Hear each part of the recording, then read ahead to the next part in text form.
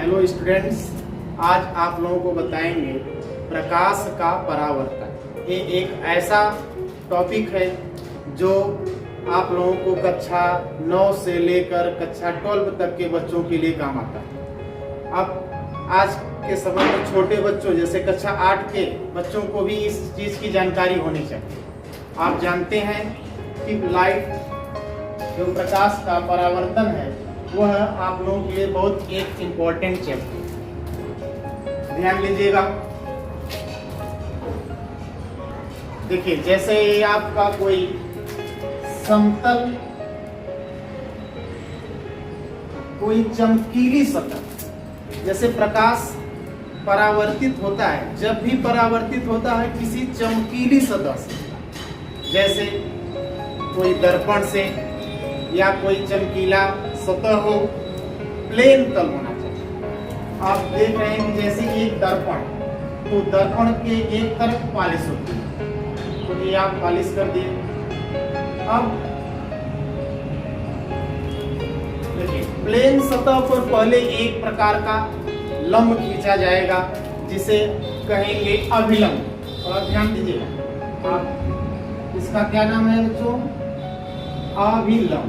ये अभिलंब यानी ये 90 अंश का कोण है, तो इसका क्या नाम देंगे? अभिलंब। अब ध्यान, जब अभिलंब कहते किसी कि किसी प्लेन सतह प्रकाश किरण जिस बिंदु पर आ रही, जिस बिंदु पर प्रकाश किरण आ रही है उसी पर लंब खींचना है। जैसे कोई भी एंगल से आ रही है प्रकाश किरण, अब जिस पर प्लेन सतह पर प्रकाश जिस बिंदु पर टकरा रही है उसी पर लंब खींचना है। जब उसी पर लंब को क्या बोलेंगे? अभिलंब। अब ये प्रकाश आ रही है, तो अब परावर्तन का मतलब कि प्रकाश जिस माध्यम से आ रहा है उसी माध्यम में वापस लौट जाए। जिस माध्यम से प्रकाश आ रहा है उसी माध्यम में लौट जाने की घटना को ही प्रकाश का परावर्तन कहते हैं। तो अब देखिएगा, अब ये प्रकाश आ रहा है, अब ये इस तरह से वापस लौट जाए। अब इसमें जो प्रकाश आ रहा है उसको बोलते हैं आपतित प्रकाश, और जो प्रकाश वापस गया उसे कहते हैं परावर्तित प्रकाश। देखिए, अब इसमें एक एंगल बनता है। जो एंगल बनता है उस एंगल को भी हम कहां से लेते हैं? अभिलंब से लेते हैं। एंगल को कहां से लेना? अभिलंब से। अभिलंब से, और अभिलंब और आपतित प्रकाश के बीच का जो एंगल होता है उसका नाम होता है आपतन कोण। आपतन कोण, और इसको शो करते हैं आई से। और अभिलंब और परावर्तित प्रकाश के बीच का जो एंगल बनता है उसको कहते हैं परावर्तित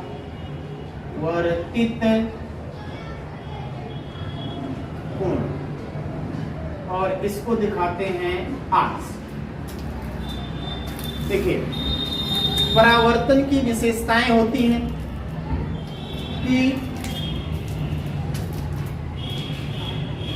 जो किरण आ रही, जो प्रकाश किरण आ रही, जिस बिंदु से टकराई उसी पर अभिलंब खींचेंगे, तो अभिलंब से जो बना कोण है उसको आपतन कोण कहेंगे। और जो परावर्तित प्रकाश है, परावर्तित प्रकाश के बीच के कोण को परावर्तित कोण। इसके दो नियम, परावर्तन के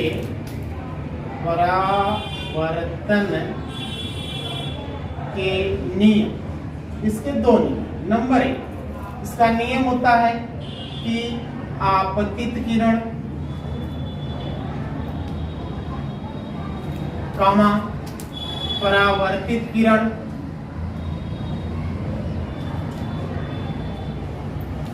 एवं अभिलंब, ये तीनों एक तल पर, एक तल में स्थित है। इसका परावर्तन का दूसरा नियम है जो बहुत इंपॉर्टेंट होता है कि भैया देखिए, जो आपतन कोण angle I equal to angle R, आपतन कोण परावर्तन कोण के बराबर होना चाहिए।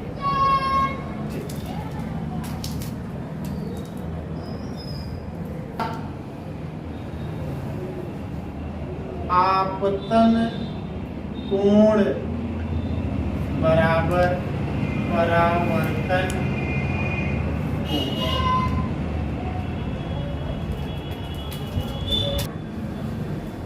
देखिए थोड़ा से एक बार इसको रिपीट कर देते हैं, आपको थोड़ा समझ जाइएगा। देखिए ये आपका दर्पण, आप पहले जानिए, एक बार फिर परिभाषा आपको डेफिनेशन देते हैं कि परावर्तन किसे कहते हैं। देखिए जब कोई प्रकाश किसी दर्पण अथवा प्लेन चमकीली प्लेन तल से टकराकर पुनः उसी माध्यम में लौट जाए, पुनः उसी माध्यम में लौट जाए तो इस घटना को प्रकाश का परावर्तन कहते। देखिए अब पहले लिया जो प्लेन तल है, प्लेन तल पर एक अभिलंब खींचते हैं। अभिलंब किस पॉइंट पर खींचा जाता है, आपको पहले ये बात ध्यान रखना होगा कि प्रकाश किरण जिस पॉइंट पर आ रही है उसी पर अभिलंब खींचना है। यानी उस पॉइंट पर दर्पण के साथ 90 अंश का एंगल बनाते हुए एक लंब खींचेंगे, उसी का नाम होता है क्या, अभिलंब। ध्यान दीजिएगा, तो ये प्रकाश आ रही है तो उसी माध्यम में लौट जा रही है, तो इसी घटना को प्रकाश का परावर्तन कहते हैं। अब परावर्तन के नियम होना चाहिए कि क्या, कि आपतित किरण तथा परावर्तित किरण एवं अभिलंब ये तीनों एक तल में स्थित होना चाहिए। और इसका दूसरा नियम है कि आपतन कोण को किससे दिखाते हैं, आई से, एंगल आई। परावर्तन कोण को एंगल आर से, परावर्तन कोण आपस में बराबर होते हैं। अब अर्थात आपतन कोण बराबर परावर्तन कोण।